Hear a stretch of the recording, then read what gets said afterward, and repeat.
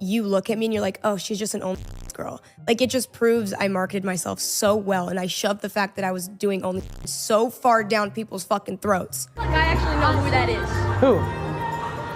Isn't that the girl that does only? Oh my gosh. She's None of that. You should not know that.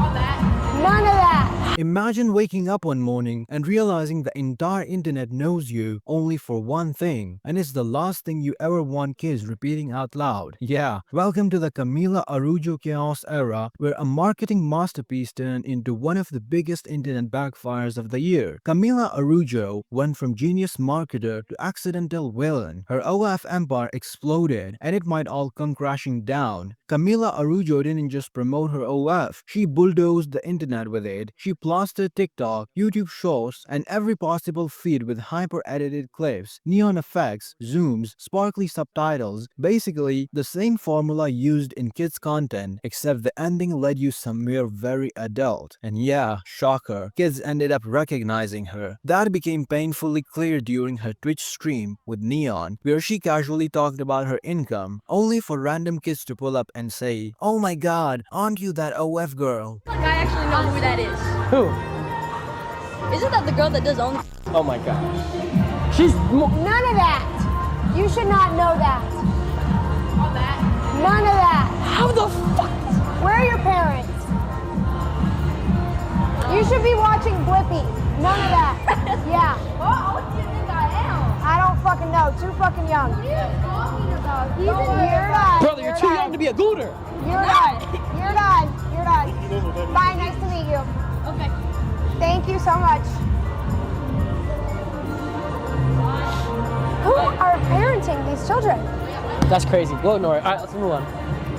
You can't control what kids. Bro, the way Camilla's soul left her body, she was stunned. But like, why? When your clips look like a MrBeast edit, but the prize is your OF link, you kinda know who you're reaching. For months, her short-form marketing blasted across young audiences faster than Roblox scans, and although she made insane money, we're talking million-plus months, the long-term cost started hitting her harder than taxes on a YouTuber. Because when an entire generation knows you as the OF girl, suddenly trying to rebrand becomes almost impossible. Even Camila Araujo herself admitted it. She shoved her brand so aggressively down everybody's throat that even if she quits, she'll never fully escape it. Do you think being labeled, let's say that way for the lack of a better wording, is like, oh, this is just an OF girl?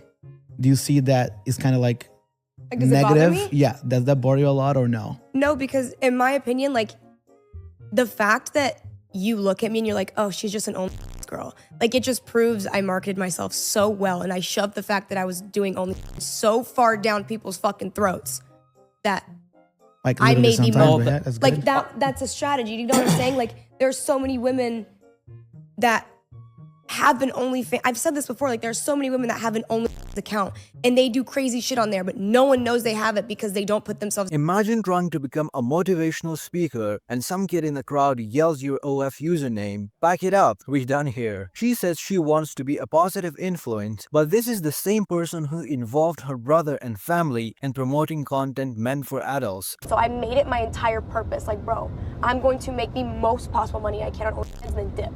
Like, I'm just gonna dip, right? So I think moving, I'm at that point where I'm kind of like You're lost like me. Like, I'm losing interest.